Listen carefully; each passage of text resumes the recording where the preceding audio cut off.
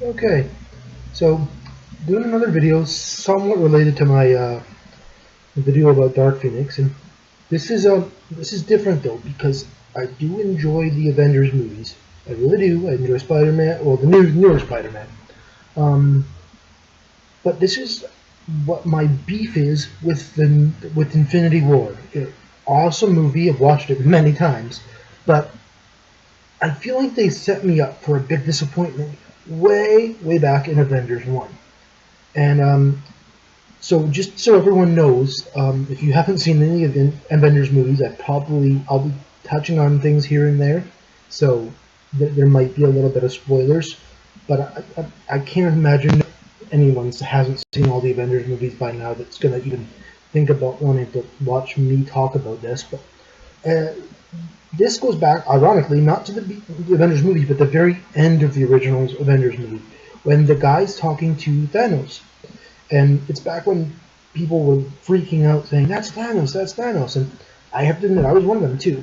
But one of the things that really bothered me it didn't bother me at the time because I thought they were doing it correctly. The guy says, and I'm not quoting this exactly right. I know I'm not. Part of me wants to go watch it again, so I can't quote it exactly right, but I'm not going to do that right now. The guy says to fight Earth, or to try and conquer Earth, or to fight the Avengers or something in that vein, is to court death. Those are exact words, I'm pretty sure. And Thanos doesn't speak any words. He just turns towards the camera a little bit and smirks. And I was on board for Thanos from that point on. And then in Infinity War, they changed it. And from a certain standpoint, I can understand why they changed it. But from another standpoint, I think they were very cowardly for changing it. Because his original motivation is not good. It's not even close to good. And everyone's like, well, Thanos is the misunderstood villain. No, he's really not. He really is not. Thanos he's from Titan. He's a Titan. But in the comics, he's called the Mad Titan.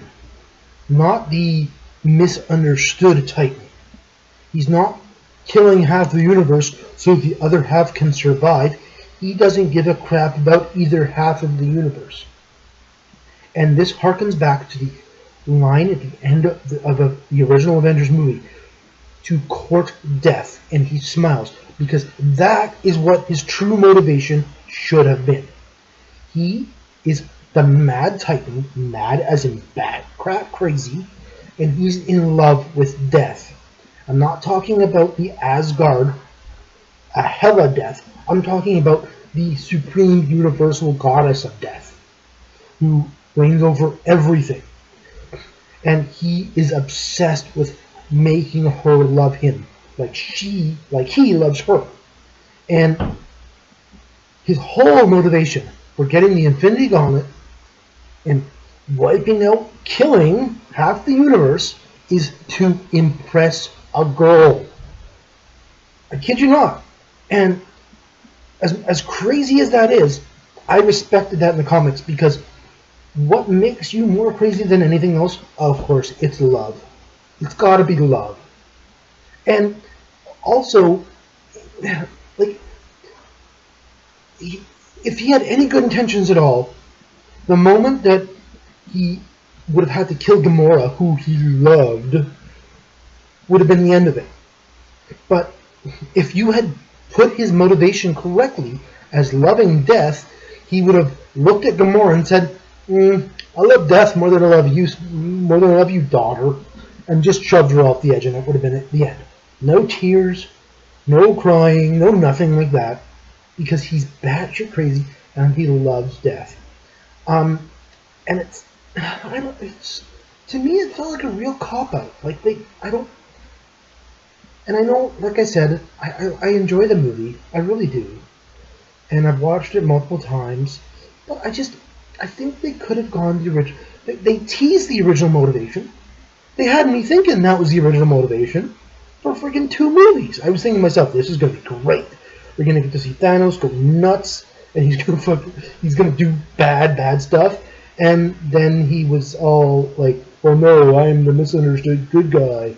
Half the universe needs to die so the other half can live, and I'm the only one who's strong enough to do that." No, no, you're not, dude. No, you're not. And this is going to go into a little bit of a spoiler territory again, not just for the movies, but for comics, and for what I think they could do in the movies, or what they could have done in the movies, is, you know who's almost benevolent, but not really benevolent, who's only doing what he does to survive, and that's a lot of destruction, and that's Galactus. I'm not talking about the stupid cloud of energy from Rise of the Silver Surfer. Oh, what a terrible movie. I'm talking about the big purple-suited, not just big, sorry, let's say quadruple planet size, who eats planets. That's what he does. But he needs to do that to survive. He's not doing it because it's fun. He's not doing it to impress anyone. He's doing it to live. And that's part of the foil of the entire thing, and part of why I kind of understand why they couldn't do Thanos quite maybe that way, but the foil of Thanos is the Silver Surfer. Because the Silver Surfer was one of his greatest enemies. And without him, there's no one that can really stand against Thanos, except maybe celestial beings. Maybe the Living Tribunal, but most of those other beings have literally said, "We don't step in." Well, it's like separating two ants that are fighting. What's the point? We're just gonna we're not really watching, but you know what I mean. We're just I know the Watchers, they observe and stuff, but a lot of this celestial beings are kind of in the same boat. They don't really care. They watch what's going on, and they're just like, meh. It could be worse. If not until that something happens that they start getting killed, then they start freaking going, "Hey, this isn't good. We should do something about this." But yeah, I don't know.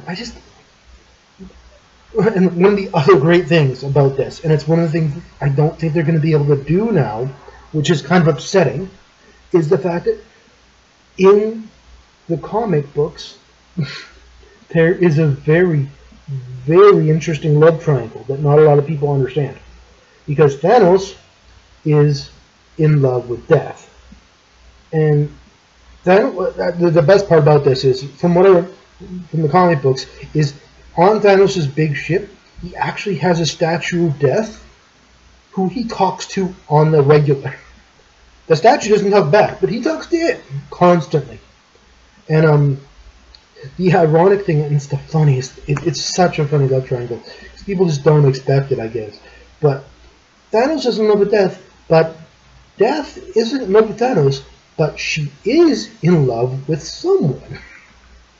And the reason, it's almost similar reasons why Thanos loves her that she loves the other person. And it's the most messed up love triangle I've seen in the Marvel Universe, if you ask me. Maybe besides Cyclops and Jean Grey and Jean Grey's clones. No, this is more on a greater scale, I would say, and much more funny actually too.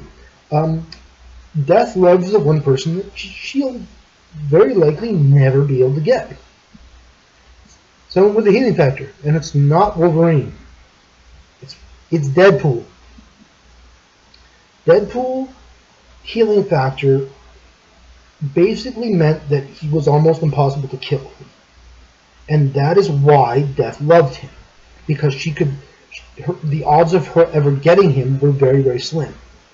And when Thanos found out that Death didn't love him, but loved Wade Wilson, Thanos did what any scorned lover would, or jealous suitor would do.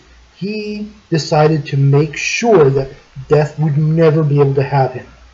And now, from on top of the healing factor in the comics, and this is like a different level, Thanos cursed Wade Wilson with eternal life. He cannot die. Not just a healing factor at this point. Now he will never, ever die. And that means Death will never have him. And This backfired on Thanos in the most spectacular way, because now Death will never, and this pissed Death off, and now Death doesn't want him anymore at all. Doesn't even give him the time of day, but she is still obsessed with Wade Wilson. And the best part about the entire deal is in the comic books, Wade Wilson doesn't give a crap about either. He really doesn't. At one point in the comics, and this is, I'm pretty sure this isn't canon, but it was still bloody hilarious. Wade Wilson gets the Infinity Gauntlet from Thanos. And what does he do? He teleports every hero in the I'm pretty sure it's just heroes, I'm not sure if it's villains as well. He teleports them all into this other dimension or something, and it's a roast of himself. He makes all of the people roast him, because he thinks that would be funny. That's what he does with the Infinity Gauntlet. And the best thing that I remember from that is when the Hulk comes up to the stand to start talking about Wade Wilson, he kind of goes, looks around at everyone and goes, grabs the podium, throws it through a wall, and just out, and he's out. That was the perfect reaction of the Hulk. Perfect of the Hulk. Just perfect. But at the very end, and this is the other thing, Wade Wilson gets bored. That would look awesome. Wade Wilson gets bored of having the Infinity Gauntlet for less than a day. And somehow Sneak gives it back to Thanos. Because he goes, why not? Doesn't bother me if he has it. Doesn't bother me if he doesn't have it. But whatever. And I don't know. Because he will never have the motivation that he has, we will never see this love triangle in the movies. And in a sense, that's the biggest tragedy to me. Because seeing Thanos, can you imagine a movie, Thanos and Deadpool? Can you imagine that?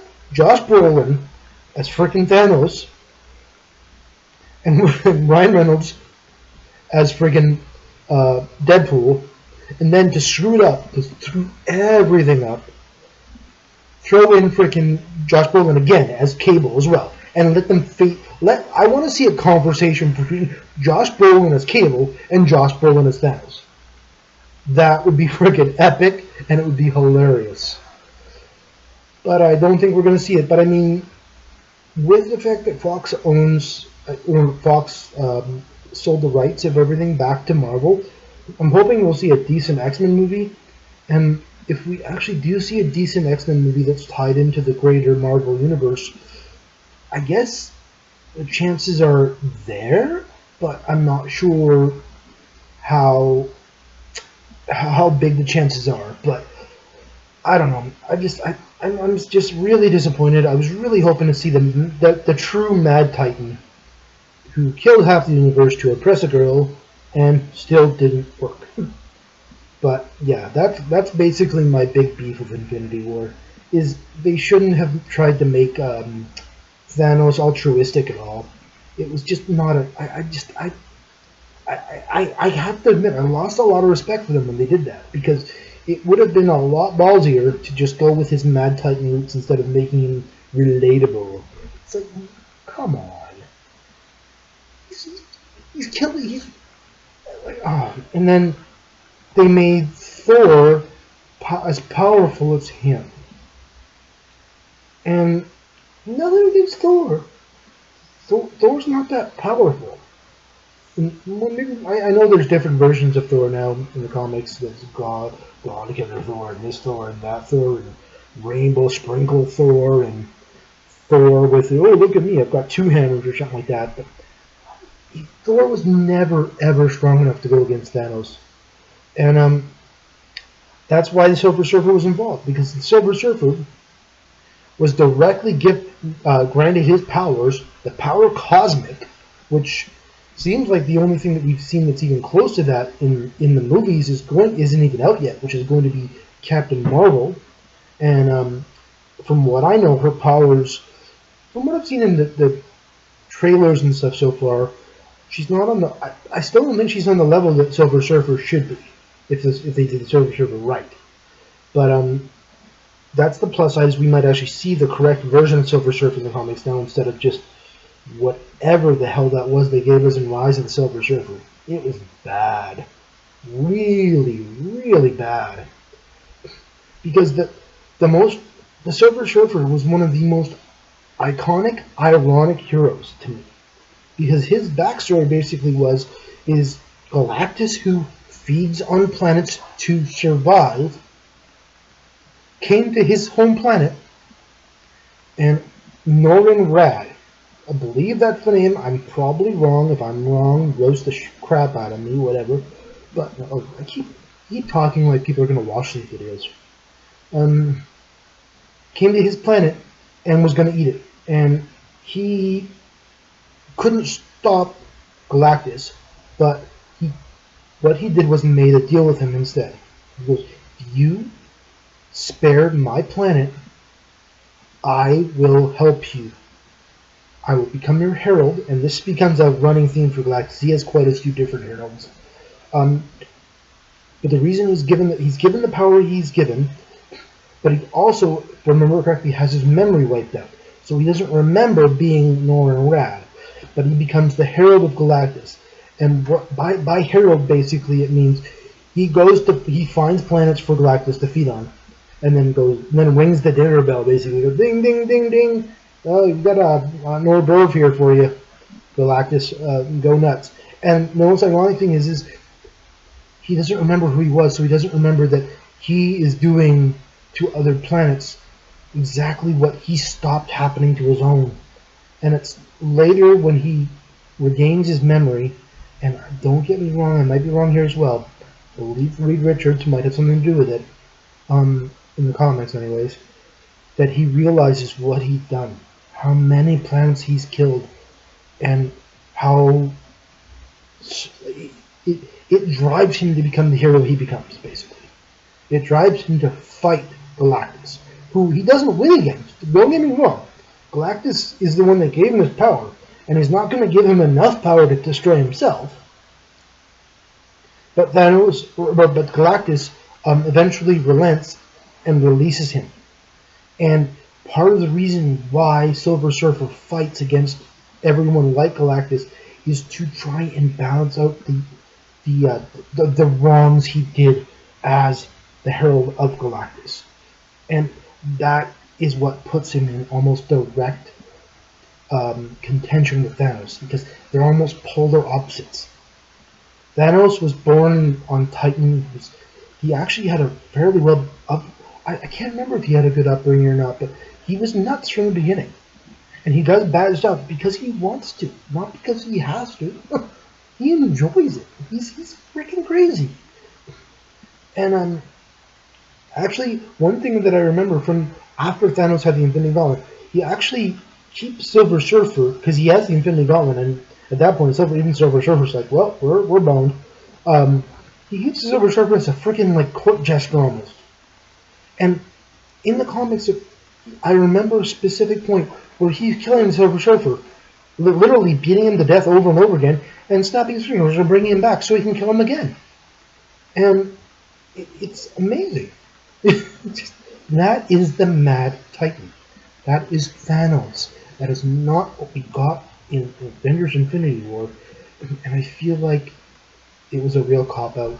And I know, and like I said, I don't judge the complete movie on that, because it was a very well done movie. Especially for a comic book nerd like myself. Especially in comparison to any of the X-Men movies. Like, it's just, but yeah, no, I wish Marvel had the cojones to do Thanos the way he should have been done. As a true villain, and not as a misunderstood guy. Not as someone who's like, well, for how... He doesn't care about the universe survival. He doesn't care about anyone's survival. He loves death, and he wants to impress her. And that's why he did what he did. Not because of good intentions.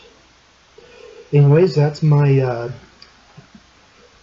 half a cent about Infinity War and why I think that Marvel really really should have just stuck with Thanos' original motivations, and it would have made for a much more entertaining villain, if you ask me.